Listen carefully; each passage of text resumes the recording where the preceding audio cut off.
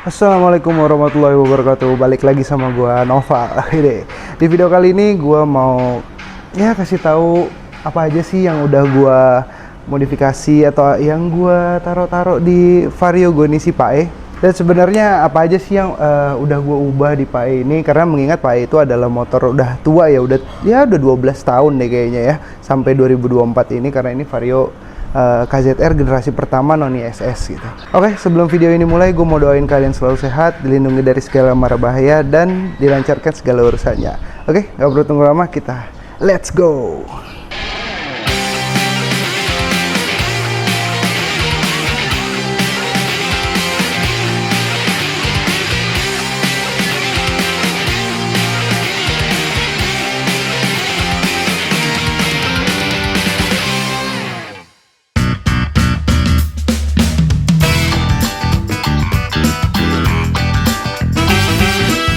Oke guys, jadi si Pae ini adalah Vario 125 KZR tahun 2012. Ini yang versi paling pertama, karena ini gue belum ISS gitu, atau idling start stop engine ya kalau nggak salah ya, itu nama singkatannya gitu.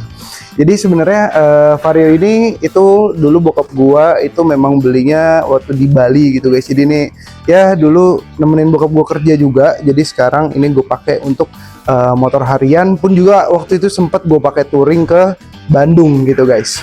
Nah, basicnya adalah sebenarnya motor ini warnanya warna hitam ya. Kalau di STNK tuh hitam, tapi sebenarnya warna bodinya KZR hitam itu tuh nggak terlalu hitam gitu guys, kayak rada abu-abu gitu.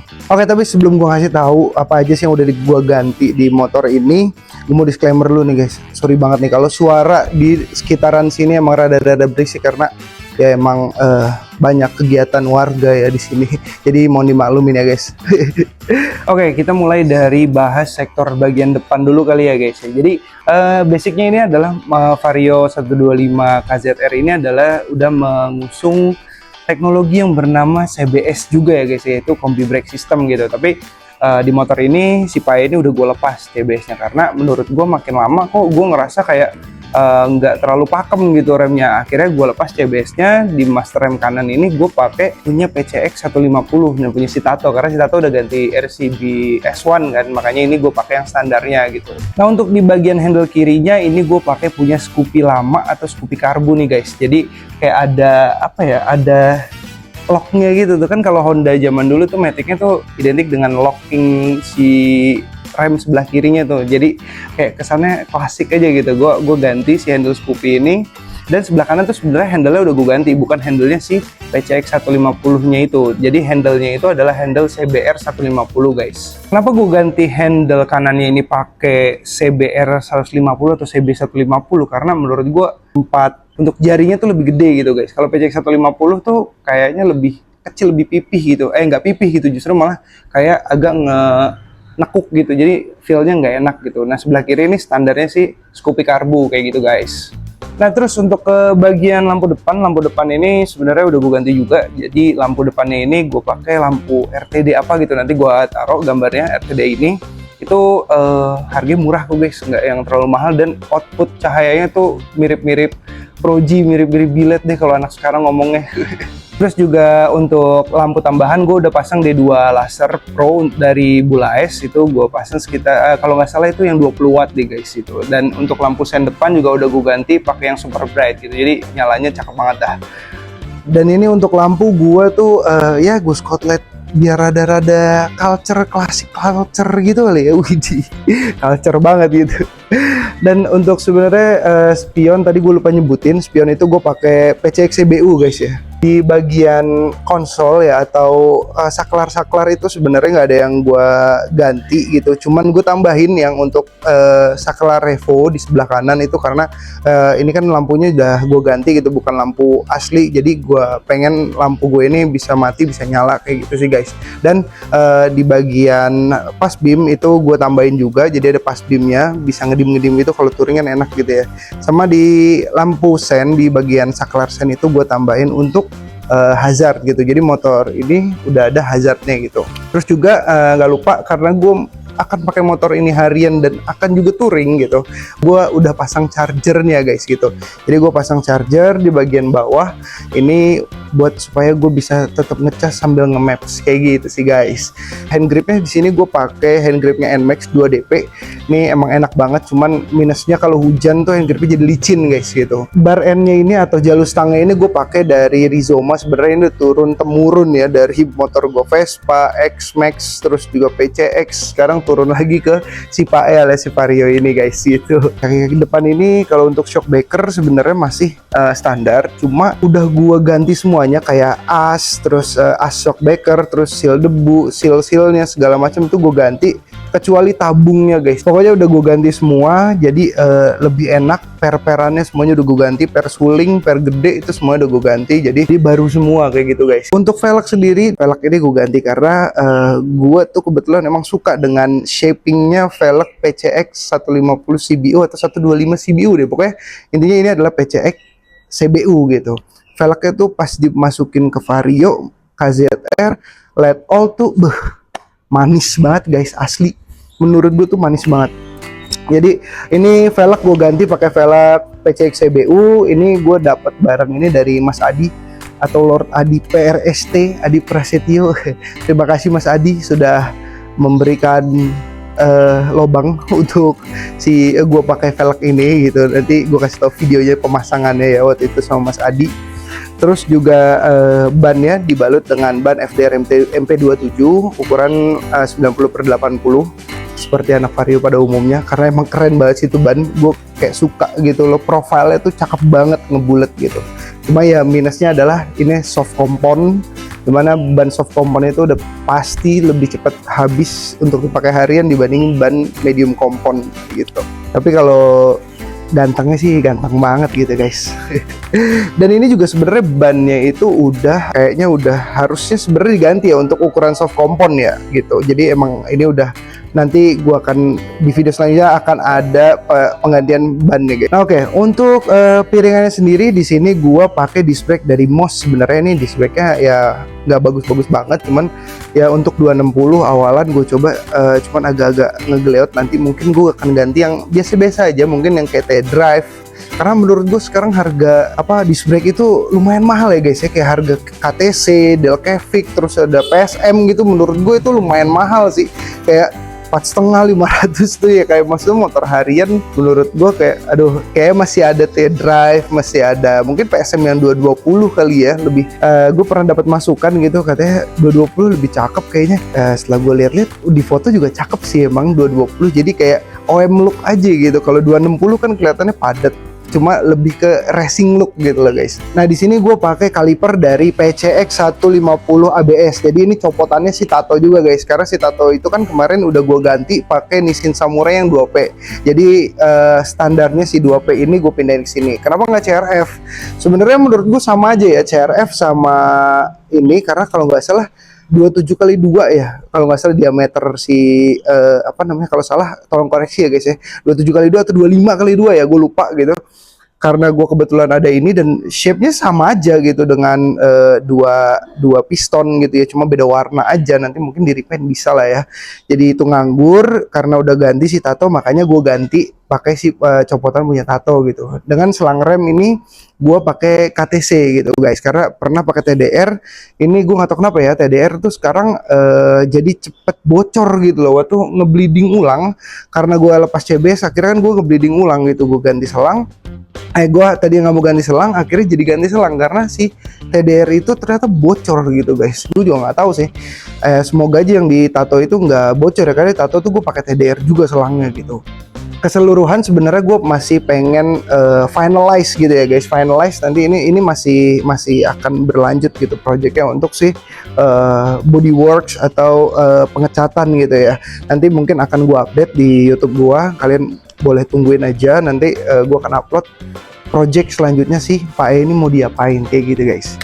Oke, terus kita ke bagian bawah sedikit kali ya. Bawah mungkin ini gak gimana-gimana ya, cuma standar 1, standar 2 go chrome, terus selaan go chrome juga. Kenapa selaan tetap gua chrome? Kan motor-motor sekarang itu kan udah nggak pakai selaan gitu ya. Kenapa gua nggak coba nutup atau pakai bak CVT apa gitu yang bisa jadi nggak pakai selaan? Gua lebih baik pakai selaan sih guys, karena menurut gua pribadi gitu, gua agak repot dengan motor yang tidak pakai selaan gitu. Ketika gue nggak pakai voltmeter terus tiba-tiba aki gue emang soak gitu, itu jadinya itu merepotkan gue gitu. Gue nggak bisa nyalain nih motor dalam keadaan aki mati gitu. Gue ya menurut gue itu agak ribet sih gitu. Mungkin secara seamless atau secara rapih itu rapih banget gitu kan, karena nggak ada selaan dan si fitting jadinya rapi bagus gitu. Tapi kalau balik lagi menurut gue pribadi itu menurut gue agak merepotkan diri gue gitu sih guys. Oke, kita ke sektor belakang, di sektor CVT dulu kali ya. Untuk di sektor CVT sini di shock breaker itu gue pakai KTC Apex guys gitu. Jadi kenapa nggak KTC Extreme bang? Kenapa nggak KTC atau YSS gitu kan? Anak Vario kan identik sama YSS G-Sport, YSS G-Smooth atau apalah gitu ya. Atau yang baru kayaknya YSS Europe ya kalau nggak salah deh, gue lupa.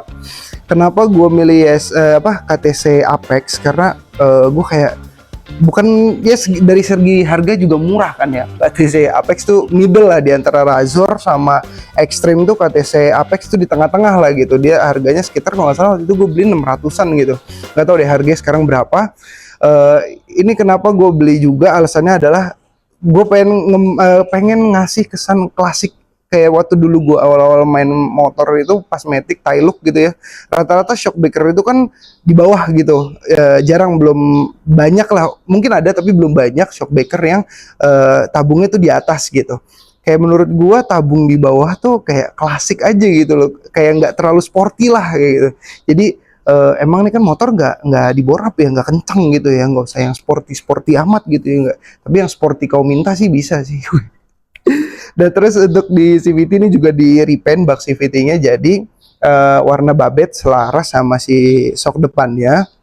Itu untuk dalaman CVT-nya sendiri ini gue udah dituning dari DRB gitu. Jadi sebenarnya sebelum tato gue tuning kemarin di DRB, sebenarnya si Pai ini udah gue tuning duluan di DRB gitu, karena ya apalagi DRB kan terkenalnya sama anak Vario gitu kan, si siapa Mas Raden sama Mas Ivan nggak salah yang ngurusin motor, yang mau megang motor gue itu kebetulan dua-duanya nih pada saat gue ke DRB itu Mas Ivan gitu. Jadi gue minta, Mas, gue suka jalan jauh nih, gue suka nanjak, kan kalau jalan jauh mungkin ada tanjakan-tanjakan gitu kan, mungkin yang Kerakalan atau Gunung Lio atau apapun gitu-gitu. Gue pengen nih motor gue harian dapat powernya juga, ketika nanjak juga tetap ayo gitu ya. Kayak alhasil dibikinin lah sama Mas Ivan itu kayak gitu guys. Jadi untuk si Pak dan si Tato itu emang udah kiriannya dari Dadang Racing Blar kayak gitu guys. Sebelum kita ke belakang banget, kita bahas soal mesinnya nih guys. Jadi mesinnya ini gua nggak bore up sama sekali. Ini mesin bener-bener standar 125 cc. Tapi mesin ini udah gua refresh, alias sudah gua, karena mengingat kilometer motor ini sudah masuk ke 50.000 gitu guys. Waktu gue refresh itu seingat gue di kilometer itu 52.000 atau 53.000 gitu kalau nggak salah, atau 50.000, gue lupa deh, pokoknya sekitar 50 ribuan. Jadi pada saat itu noken as gue itu kayak udah kendor gitu guys, dia udah ngegritik gitu. Kalau dibetot itu lama-lama ngegritik. Akhirnya gue konsultasi sama Demong, Mas Demong, itu gue minta di refresh aja. Jadi akhirnya sama Mas Demong itu seher diganti oversize, kalau nggak salah oversize 200, gue lupa mereknya apa. Terus noken asnya itu pakai diganti juga, noken asnya itu lupa gue T apa gitu, cuma dari BRT itu. Terus juga water pump itu Vario itu pasti, ya bukan pasti sih, tapi mostly-nya itu bermasalah nggak sih guys. Jadi kalau udah kilometer udah besar, terus emang motor juga belum di refresh gitu karena motor capek juga, water pump itu lumayan bermasalah gitu. Dan water pump gue itu akhirnya bermasalah, diganti baru akhirnya gitu ya. Gue bilang pokoknya semuanya diganti baru aja kalau emang harus diganti baru gitu, karena water pump gue itu udah lengket radiatornya gitu, karena memang udah umur sih, dan motor ini kan juga motor capek gitu kan. Nah terus akhirnya udah gue refresh semuanya. Dan sebenarnya TB itu tadi sempet gue pakai TB Vario 150 gitu, tapi karena kita harus setting ulang kirian terus dan settingannya belum dapet, ini sementara gue pakein TB standarnya lagi nih guys. Jadi TB 150 nya lagi gak gue pakai karena emang kan TB 150 itu memang lebih boros gitu daripada TB 125 gitu. Cuman karena larinya belum, menurut gue belum dapat, lebih baik gue balikin dulu ke TB 125. Dan tapi menurut gue justru lebih lebih plong ya dengan konfigurasi mesin yang baru ini gitu loh. Nah terus tadinya sebenarnya gue tuh pengen naikin ini pada saat refresh itu gue pengen naikin ke 150 aja gitu dengan blok 150 dengan share 150 dengan semua perintilannya itu 150. Jadi Vario ini bukan 125 lagi jadi 150. Tapi pada saat itu guys, pada saat itu gua lagi belanja-belanja itu harga blok silinder satu paket sama seher-sehernya itu nggak masuk akal 150. Gila gorengannya.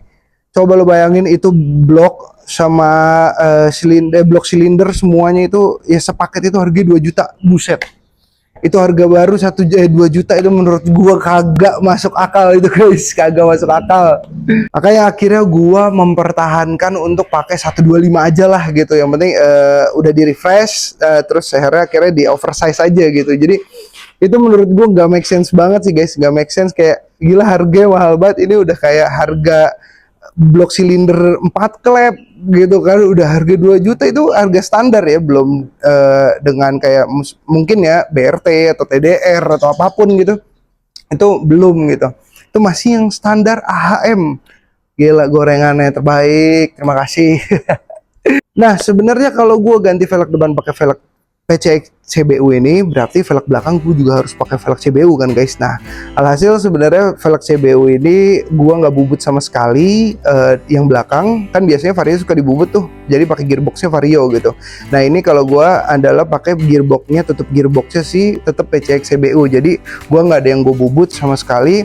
Karena kalau menurut gue bubut itu nanti bisa menimbulkan kayak ya dia aus atau gimana gitu loh si apa namanya bolongannya gitu, karena itu kan dibikin gitu ya, bukan orinya gitu, jadi kayak rada nggak kuat lah gitu. Jadi gue memutuskan untuk cari yang memang dapat covernya si PCX CBU juga gitu guys, karena itu PNP sama crankcase-nya si Vario 125 ini. Dan sebenarnya body kasar di motor ini udah gue apa namanya doff coating lagi pakai Diton Epilog gitu, jadi lumayan lah ya item lagi. Karena kalau beli satu set baru lagi itu harganya lumayan ya untuk Vario KZR ini terutama gitu, karena Vario KZR ini kan katanya Vario enak gitu kali ya. Hager anak Vario nyebutnya Hager, emang Hager sih bukan Spakber. Kalau Hager itu gue pakai airblade yang old, cuman ini kayaknya nggak yang ori dah ya guys ya. Tapi menurut gue sama aja lah, ori gak ori ya, itu kan tugasnya cuma buat nutupin apa namanya kotoran lah ya, biar nggak sampai ke mesin gitu. Dan walaupun sampai ke mesin juga bisa dicuci lagi gitu. Nah untuk di segi knalpot sebenarnya knalpot ini semua standar, nggak ada yang gua apa-apain. Tadinya ini knalpot itu sebenarnya udah gua kasih apa ya, udah gue itemin lagi lah kasihannya itu pakai high temp-nya Diton gitu. Cuma gua nggak tahu kenapa ya, belum ada setahun sih sebenarnya. Itu belum lama guys, belum ada setahun deh kayaknya.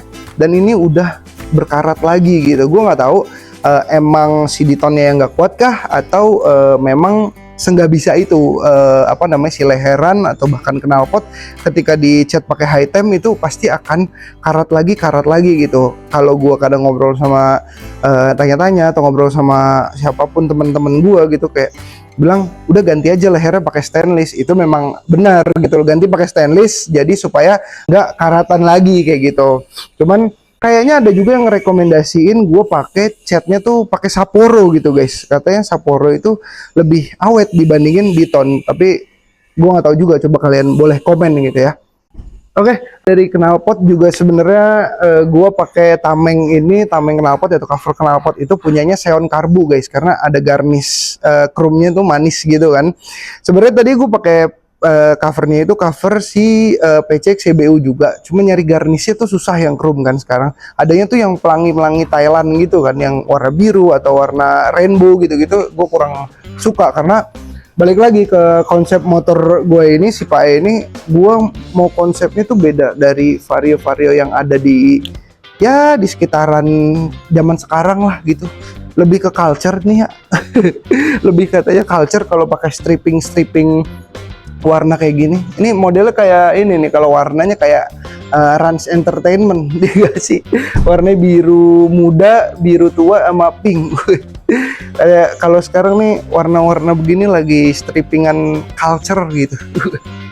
Karena emang konsep gue ini dari awal pun juga gue ngeberesin si Vario ini dari ngecat jadi warna hitam biasa gitu, terus lepas stripping, terus makein aksesorisnya, itu sebenarnya emang gua tidak mengejar anak-anak vario zaman sekarang gitu. Maksudnya yang kayak velg CNC terus mounting panjang, gue bukannya bilang itu tidak bagus, itu juga bagus gitu loh, tapi gue kayaknya kurang cocok kalau gue untuk pakai modelan yang kayak gitu loh. Gue dulu juga sempat pada saat awal ngebangun ini pun juga gue sempat nurunin shock depan ya mungkin sedikit lah, karena dia kan ada cover ecu ya, ada cover ecu, jadi nggak bisa turun banget gitu, harus dipapras apa segala macem ya. Itu gue nggak gue sampai se ekstrim itu, makanya gue turunin sedikit. Dan menurut gue kayak balik lagi kayak waktu gue bilang si Tato itu, Tato juga pernah gue turunin shocknya gitu, cuman makin kesini kok lebih enak settingan default gitu loh. Default itu menurut gue lebih nyaman sih, meskipun sekarang ada yang namanya downsize gitu ya, si pernya itu dipanasin, dirapetin gitu segala macem. Tapi menurut gue semakin default default si set itu udah paling enak sih menurut gue. Tinggal kita gimana nyimbangin olinya aja, pakai olinya apa, terus ya maintenance setiap setahun sekali oli shock depan tuh diganti biar mantep juga gitu. Nah kemudian di stop lampnya ini, stop lamp semuanya masih standar, mikanya standar, belum ada yang pernah diganti, alhamdulillah belum ada yang pernah pecah. Terus juga lampu sen di belakang udah gue ganti yang super bright, terus juga lampu bohlam yang stop lampnya juga udah gue ganti pakai yang LED kayak gitu, LED merah atau putih ya, merah. Nah terus juga gue nggak lupa karena gue itu akan pakai motor ini untuk jalan jauh juga, untuk touring juga, jadi gue selalu pakai si Givi base plate. Jadi ini base plate-nya itu kalau dulu namanya itu SRV, karena SRV itu sepaketan sebenarnya sama aja, SRV sama, kalau sekarang ini namanya SRX guys. Kalau di Givi itu namanya SRX. Nah sebenarnya tuh sama aja sih, kayak bentuk ininya tuh sama, bracketnya ya, ini bracket, terus ini base plate gitu. Nah kalau yang dulu itu memang paketannya adalah SRV, bracket SRV sama base plate M5M gitu, Givi M5M. Tapi kalau sekarang waktu gue beli ini bracket SRX sama base plate-nya itu M7MNS kalau nggak salah. Itu yang ada stop lamp lampu belakangnya gitu. Jadi bisa kalian kalian sambung kabel. Jadi nanti bisa ketika kalian ngerem lampunya nyala kayak gitu guys. Cuma kalau gue lebih suka sebenarnya Givi M5M sih. Modelnya itu lebih klasik aja gitu ya. Karena kalau M7M tuh menurut gue itu modelnya lebih pipih, nggak ada lekukan gitu, karena gue lebih suka ada lekukan, jadi gue pakein M5M ini lagi gitu. Jadi ya supaya selaras aja gitu, klasik gitu. Kalau sebenarnya tadinya gue ngincer tuh base plate Givi itu yang M6M guys, itu tuh bagus banget gitu. Ini kayaknya katanya top line-nya top apanya gitu, ini untuk monolog sistem gitu. Jadi ini bentuknya cakep banget sih, emang gue suka banget nih. Cuman ini original Itali, gue susah banget carinya sampai sekarang. Kalau kalian ada yang punya, bolehlah kalian hubungin gue, atau kita akan berniaga. Kalian boleh ya hubungin gue, karena mau gue pasang di si Pak E ini biar lebih berisi aja gitu dari base plate-nya. Oke, mungkin segitu dulu aja untuk gue ngebahas apa aja sih yang udah gue lakuin di si Pak E ini, apa aja yang udah gue ganti, apa yang udah gue upgrade, apa yang udah gue lakukan lah sama dia, karena dia sudah tidak perawan karena dia mbah-mbah, karena motornya sudah tua juga. Oh ya, tadi gue lupa bahas jok ya. Jok ini masih standar nih, cuma kulitnya kurang bagus, makanya gue tutupin pakai cover aja lah, karena udah di udah digaruk-garuk kucing guys gitu. Jadi next mungkin jok juga akan ada projectnya, gue akan ganti jok, gue akan tanam latex lagi, mungkin nanti gue akan update di konten selanjutnya gitu guys. Oke, mungkin sekian untuk video kali ini. Next bakalan ada project Pak E dari Bodyworks, terus juga dari kaki-kaki, juga dari jok. Ya pokoknya kalian tungguin aja lah di YouTube gua. Oke, gua Noval pamit undur diri. Jangan lupa like, komen, dan subscribe channel ini guys. Dan gua pamit. Wassalamualaikum warahmatullahi wabarakatuh. Let's go, bye bye.